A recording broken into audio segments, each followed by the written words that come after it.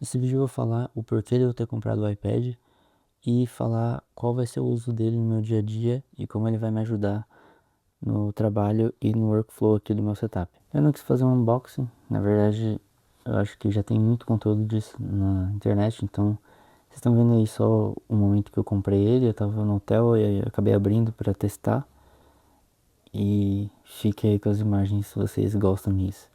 Mas o foco desse vídeo aqui vai ser falar mais sobre o setup, né, na verdade, e falar como que eu vou usar ele no meu dia a dia. Então eu vou mostrar pra vocês como que tava o meu setup. Ele tava exatamente dessa maneira, com o computador do lado direito e o monitor como tela principal. Obviamente eu não tinha espaço para encaixar um iPad, né, nessa configuração que ele tava, então eu resolvi abrir mão do monitor e trabalhar agora só com a tela do Note e o iPad do meu lado direito, onde estava o notebook anteriormente. Por que que eu fiz essa escolha? O meu monitor era um Dell, que a qualidade dele era muito boa, só que ele era de 75 Hz. E quando eu comprei o notebook, né, que é o Legion Slim 5i, eu comprei ele, um dos motivos foi pela tela ser 100% sRGB e que ela tem 165 Hz de taxa de atualização. E eu não estava usando isso, né? Eu estava usando como principal a tela do Dell, então eu queria usar ao máximo a tela do notebook. E é por isso que eu acabei largando o monitor. E o outro motivo também é o multitarefa. Eu estava ocupando o meu computador com várias tarefas ao mesmo tempo, e como eu tinha duas telas, eu acabava me perdendo bastante do meu dia e acabava tentando fazer muita coisa ao mesmo tempo e no final acabava não dando muito certo. Então eu preferi ficar com uma tela só, e agora também eu tenho a facilidade de, quando eu acabar de trabalhar ou quando eu quiser trabalhar em um outro cômodo aqui da minha casa, eu só fecho ele e levo para outro lugar. Antes eu tinha que fechar ele, desconectar os cabos e enfim, fazer todo um trâmite aqui para conseguir fechar ele e desligar tudo. Agora ele tá só com a fonte ligada e as caixas de som, mas isso é um assunto para daqui a pouco. E qual que é a minha ideia de ter um PC e um iPad para trabalho? A minha ideia é focar as edições mais pesadas no meu PC, então vídeos mais longos, vídeos que são mais complexos, eu vou continuar editando nele, só que os vídeos que no meu caso são a maioria, que são redes sociais, TikTok, Instagram, eu vou acabar produzindo todos no iPad, porque ali eu tenho uma qualidade muito boa de imagem, de som e uma facilidade de postar nas redes sociais, né? Então, às vezes eu finalizo um projeto para um cliente e tenho que subir no Drive, baixar no celular e postar. Com o iPad eu consigo fazer tudo nele, eu edito ali, subo o arquivo pelo próprio iPad e tá tudo feito. Então vai facilitar bastante nessa parte de criação para rede social e gestão, né, de redes também. Um outro motivo que estava me deixando um pouco irritado nos últimos meses também, principalmente quando eu comecei a produzir aqui para o YouTube, foi que anteriormente, né, antes do Legion eu tinha um Mac, então eu gravava no celular, ligava o AirDrop e enviava tudo pro Mac. Agora eu tinha que subir tudo pro Drive e baixar no computador. Agora esse problema também vai ser resolvido com o AirDrop novamente. Eu vou terminar de gravar o vídeo, envio o AirDrop pro iPad, edito e depois é só fazer um backup do vídeo editado e tá tudo certo. Mais um ponto em que eu vou utilizar o iPad, além das redes sociais, gestão, né, e postagem, é a questão de reuniões e responder mensagens e e-mails. Isso era uma coisa que também me pegava bastante, porque a qualidade da webcam do notebook não é boa. Eu acho que ela é 720p só. Então, tendo uma câmera melhor ali no iPad, acaba ficando um pouco mais profissional, né? Todas as chamadas ali vai ficar com uma qualidade bem melhor. Não só de imagem, como de áudio também, porque o microfone do iPad é bem melhor do que o do notebook. E uma outra ideia que eu tenho em relação ao uso do iPad é conseguir utilizar ele e trabalhar, na verdade, de qualquer lugar. Com o notebook É possível, mas ele é bem grande e bem pesado. Então eu teria que usar uma mochila grande, enfim, ocupa muito espaço, é pesada. Dependendo do lugar que eu vou, não tem espaço para abrir o notebook, né? Porque ele é grande e ainda tem que usar o mouse, porque o trackpad aqui não é muito bom. Enfim, vários pontos. Já com o iPad, eu comprei um Magic Keyboard, então depois vai ter um vídeo sobre esse acessório também. Mas basicamente ele transforma o iPad em um mini Mac aqui. Então eu consigo trabalhar normalmente, digitar e fazer tudo. Edição de vídeo eu não testei ainda, eu vou testar com esse vídeo aqui, eu vou tentar editar ele todo no iPad, usando só o Magic Keyboard. Eu não vou usar mouse externo, só o trackpad dele mesmo e o teclado. E agora eu vou explicar o porquê que eu acho que o iPad é a melhor opção de máquina para edição de foto e vídeo atualmente. Mas antes eu vou falar um pouco sobre, um papo meio nerd aqui sobre os sistemas, né?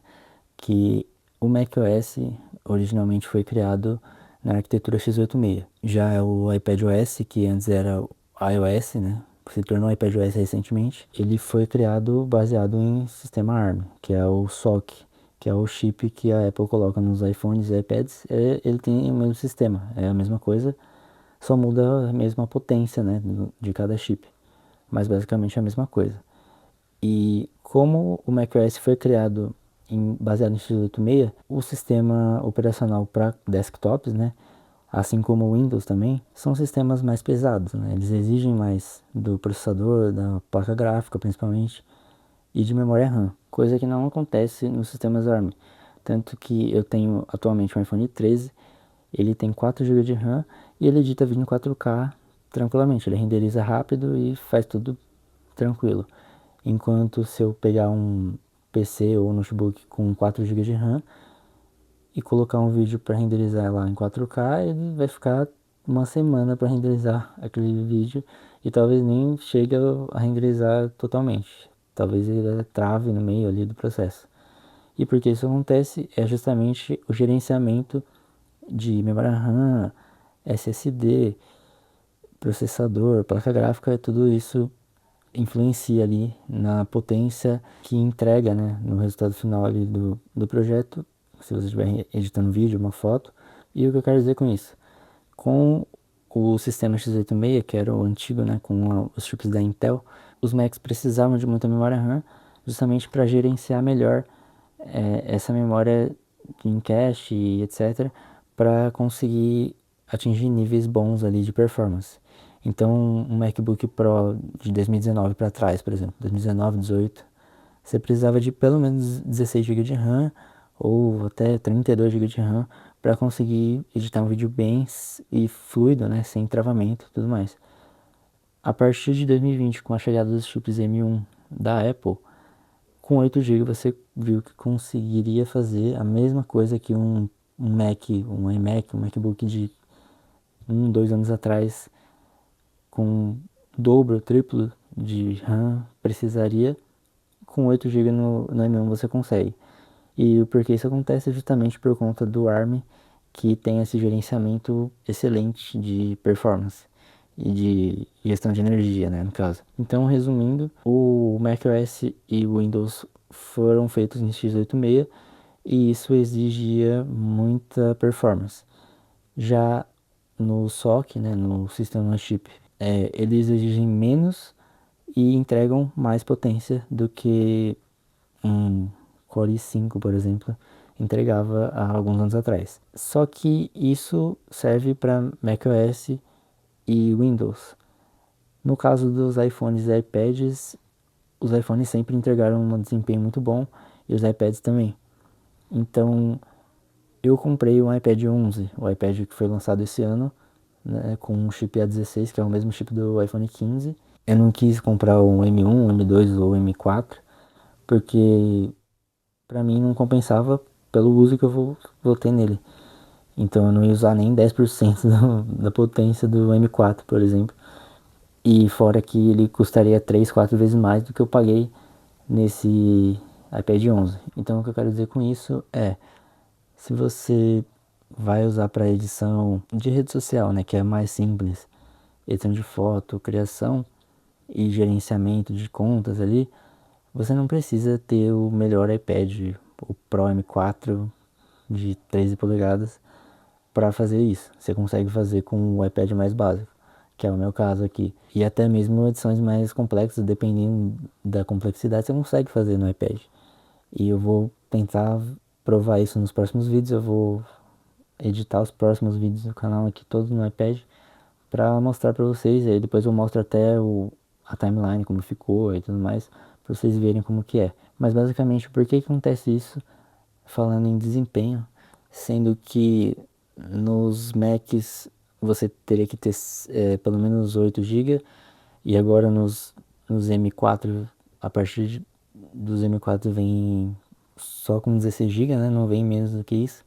Por que você precisa de mais memória RAM nos Macs e nos PCs e no iPad você consegue trabalhar com 4 ou 6 GB tranquilamente?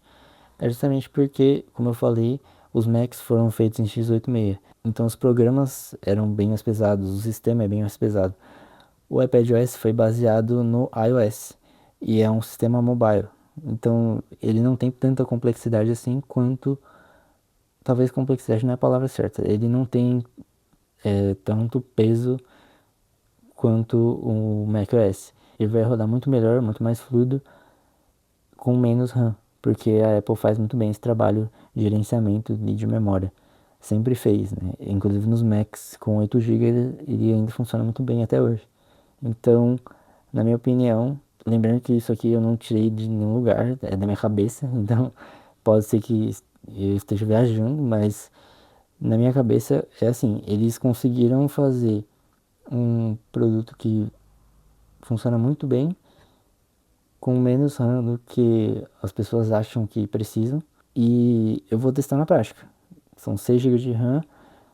Esse modelo que eu peguei tem 128 GB de memória interna, mas tem o USB-C, então eu consigo plugar o SSD se precisar. E é basicamente isso.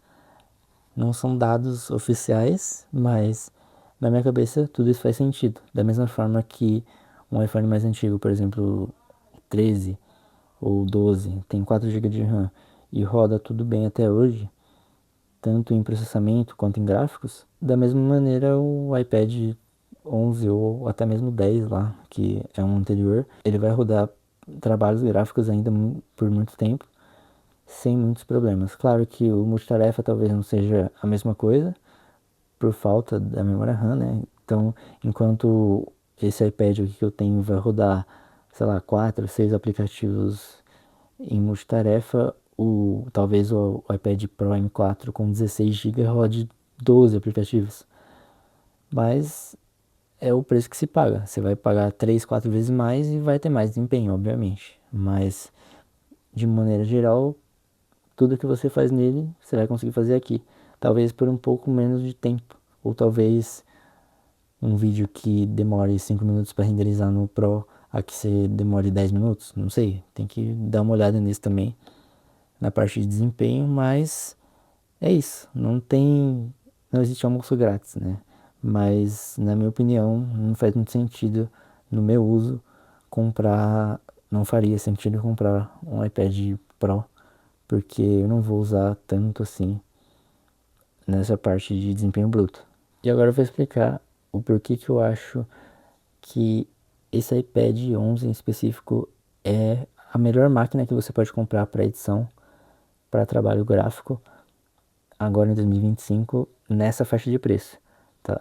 Eu tô olhando aqui no roteiro, por isso que eu não tô olhando muito para a câmera, mas basicamente a gente tem aqui um chip muito bom, um conjunto de câmera bom para fazer chamadas e reuniões. A gente tem acessórios legais, porque ele tem USB-C, então você consegue conectar aqui o Magic Keyboard, no meu caso, ou se você quiser deixar ele num stand, você consegue conectar mouse e teclado Bluetooth, entre várias outras coisas que você pode fazer otimizando aqui o uso, né, do tablet. No meu caso, eu vou usar bem mais como um notebook do que como um tablet, e esse é o motivo de eu achar que ele é a melhor opção nessa faixa de preço. Eu comprei ele no Paraguai, ele custou menos de R$ 2.000 nessa versão aqui de 128 GB. Tem outras versões também, se você quiser, mas aí você vai pagar um pouco mais caro. Só que a questão é nessa faixa de preço, abaixo de R$ 2.000, e mesmo se for uma compra aqui nacional, uma compra no Brasil, você vai pagar ali um pouco menos de 3.000, uns 2.500, 2.800 no máximo. Você consegue encontrar na Amazon, na Shopee, no Mercado Livre, com nota fiscal, tudo certinho. Nessa faixa de preço você não vai encontrar um computador que entregue esse desempenho. E o motivo que me fez comprar esse iPad foi justamente a chegada do iPadOS 26. Eu, como vou usar ele no meu dia a dia para trabalho, não atualizei ainda porque está na beta, mas quando chegar vai ser uma coisa muito louca, porque a gente vai ter basicamente um mini MacBook rodando aqui e eu acredito que isso vai mudar muita coisa. Eu ouso dizer que daqui 2 ou 3 anos, assim como em 2020 teve muita gente migrando para a linha M1 da Apple, eu acho que daqui uns 2, 3 anos vai ter muita gente migrando dos Macs para os iPads. Pela questão da portabilidade, a facilidade de transporte principalmente. Muita gente faz externa, então você tem que levar tudo na mochila. E um iPad é muito mais leve, muito mais compacto do que um MacBook, por exemplo. Além dele ser touch, então você tem essa facilidade ali também. Se precisar de um ajuste mais fino, consegue usar Apple Pencil e tudo mais. Eu acho que daqui a um tempo a gente vai ter essa migração, assim como tivemos no M1. Basicamente é isso. Esse foi o vídeo só de apresentação aqui de como está o meu setup atual. Em breve eu vou fazer um vídeo mostrando tudo aqui detalhadamente, todos os equipamentos que eu uso. E é isso. Em breve também mais vídeos sobre o iPad, sobre o iPadOS, principalmente depois que a Apple lançar o 26, né, que eu vou atualizar, vou ver como ele tá. E até o próximo vídeo.